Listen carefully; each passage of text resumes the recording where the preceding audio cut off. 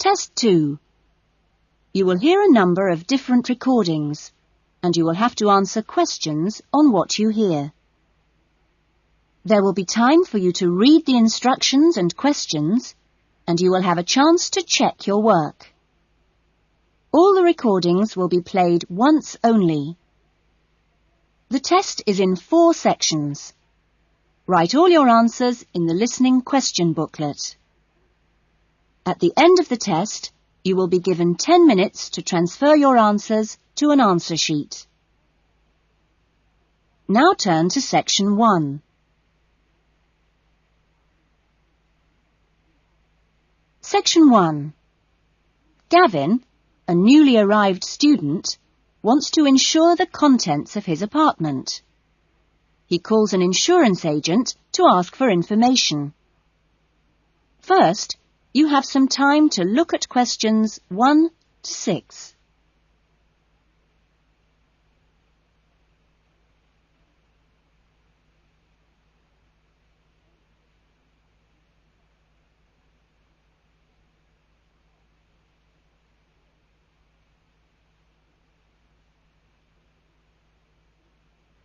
You will see that there is an example that has been done for you.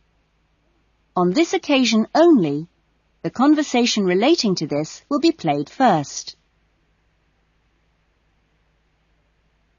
Good morning, Diane Davis. Can I help you? Yes, I'd like to get some insurance for the contents of my home. Fine. When did you move into the house? A couple of weeks ago. And it's an apartment, actually. I was told by the landlord that it would be a good idea to get some insurance for the furniture and other personal possessions. Gavin moved into his apartment 2 weeks ago, so B has been circled. Now we shall begin. You should answer the questions as you listen, because you will not hear the recording a second time. Listen carefully to the conversation and answer questions 1 to 6. Good morning, Diane Davis. Can I help you? Yes, I'd like to get some insurance for the contents of my home. Fine. When did you move into the house? A couple of weeks ago. And it's an apartment, actually. I was told by the landlord that it would be a good idea to get some insurance for the furniture and other personal possessions. Fine. Well, let's get some details. What kind of apartment is it? It's a 2-bedroom apartment. Huh? What floor is it on? Why do you need to know that? Because it affects the cost of the insurance. An apartment on the ground floor isn't as protected as others, and there's more chance of a break-in. Really? I didn't know that. It's on the second floor. Second. And how much is the rent? It's $615 per month. Good. And where is it located? In Biggins Street, South Hills. I see. And what things did you want to insure?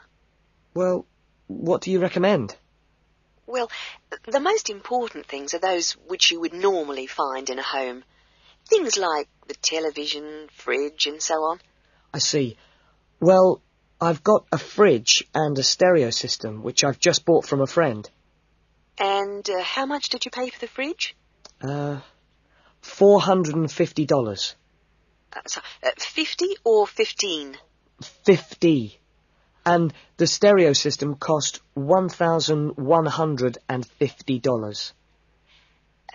Have you got a television? Yes, but it's very old and not worth much.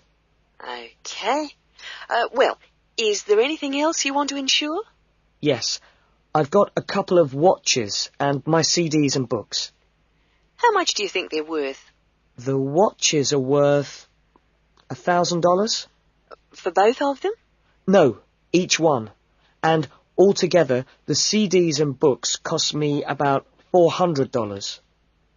Okay. So the value of everything you want to insure is $4,000. How much will the insurance cost? Let me see. $4,000 divided by plus 10%. Right. So, this kind of insurance, that's private contents insurance, it comes to $184 for a 12-month period. $184? Well, that sounds pretty good. OK, I'll take that policy. Before the conversation continues, you have some time to look at questions 7 to 10.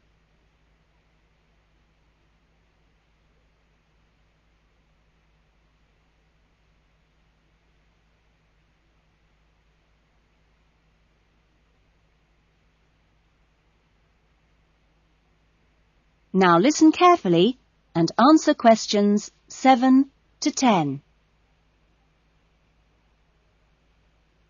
Can I arrange the policy over the phone? Sure. Just let me get the details down.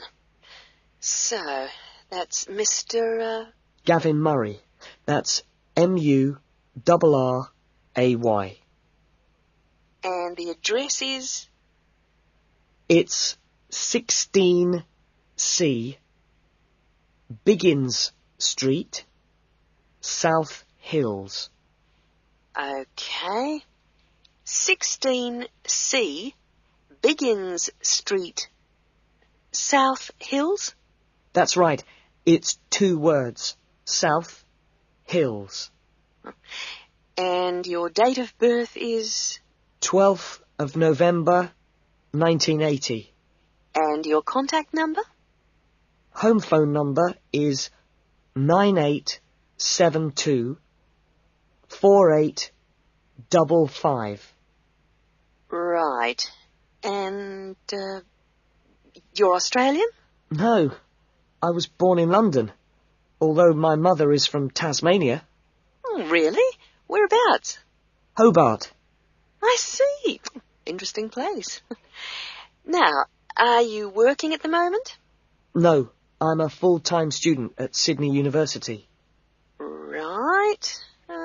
Good. That is the end of section 1.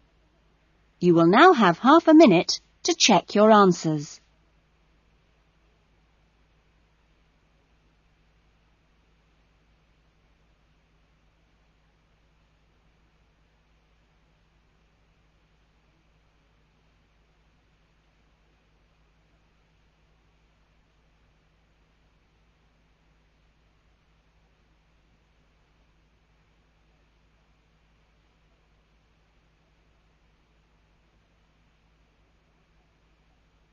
Now turn to section 2.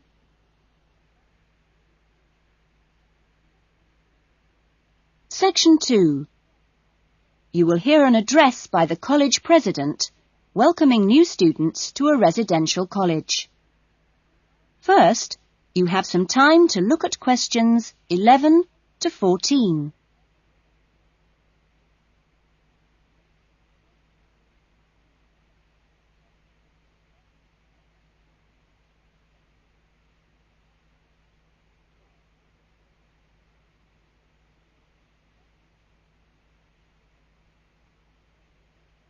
Now listen carefully to the first part of the talk and answer questions 11 to 14. Well, good morning, everyone. It's good to see you all here. Welcome to Smith House. Smith House, as you may or may not know, is one of the oldest residential colleges of the university. As you can see, the building you're in now, which contains this main lounge, the dining room, the recreation room, the kitchen and the offices, was part of the original old house built in the 1840s, to be used by the family of George Smith. That's, of course, how the house and college got their names. The original house was converted into a residential college for the university in 1940, and since then has continued to be added on to and modernised.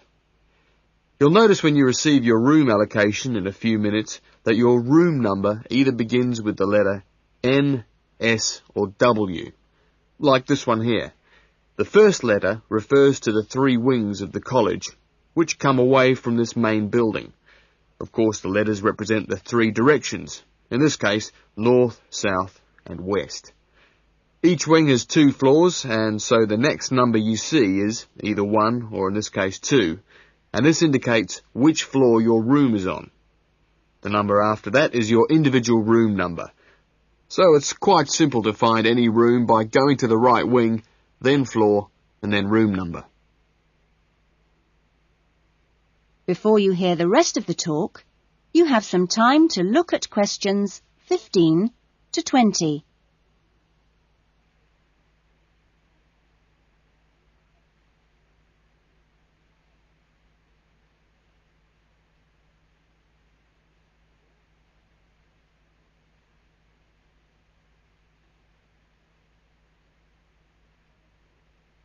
Now listen carefully and answer questions 15 to 20. You'll also notice, when you receive your orientation pack shortly, that there are 2 keys. One is the key to your room, and only you have that key, and the other is a key to the front door, which you've just come through here from the street. This door is closed and locked at 8 p.m. every night, and opened again at 7 a.m. You'll need your key if you're coming back to the college between those times. We ask all students to always enter and leave the college through the front door.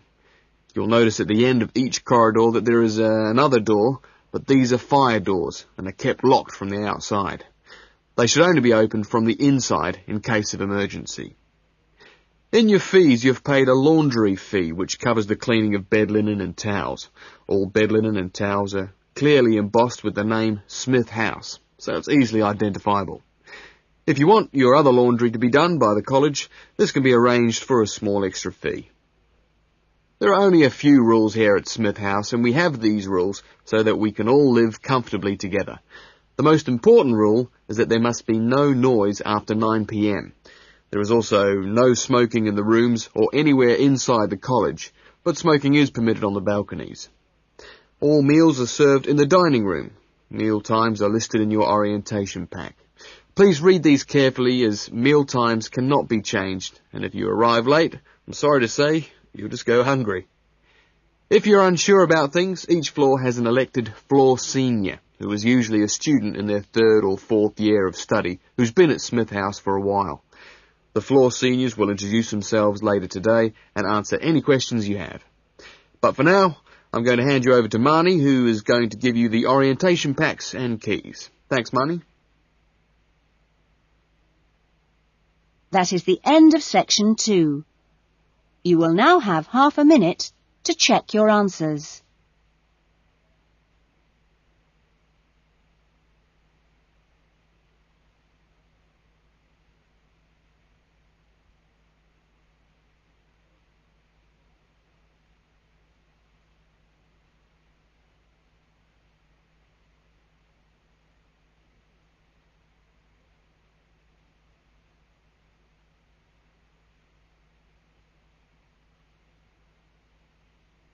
Now turn to section 3.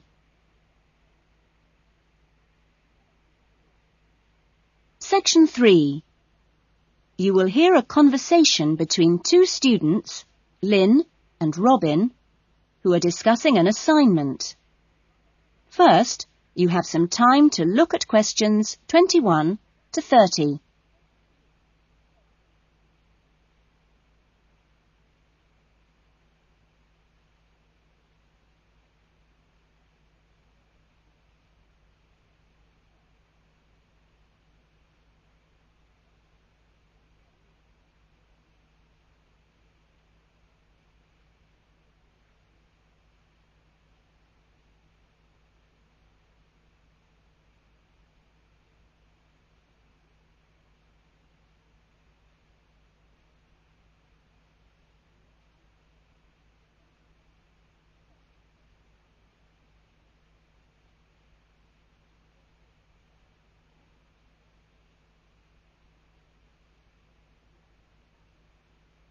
Now listen carefully to the conversation and answer questions 21 to 30. That essay we have to write, the one on how children learn through the media, How are you planning to write it? Well, I've given it some thought, and I think that the best way to approach it is to divide the essay into two parts.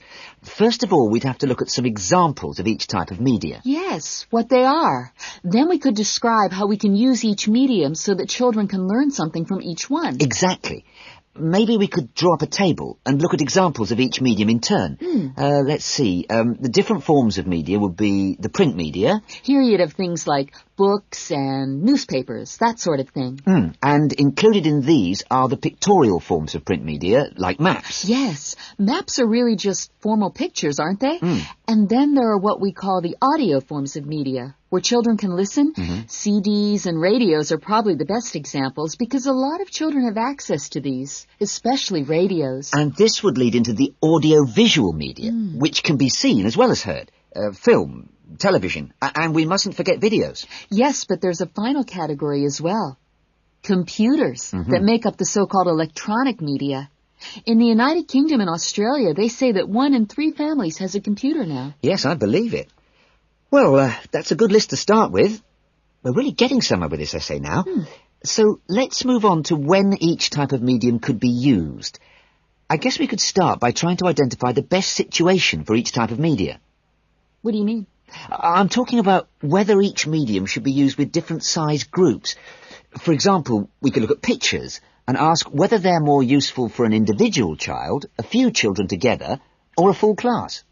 In this case, I'd say pictures are best with individual children because they give them an opportunity to let their imaginations run wild.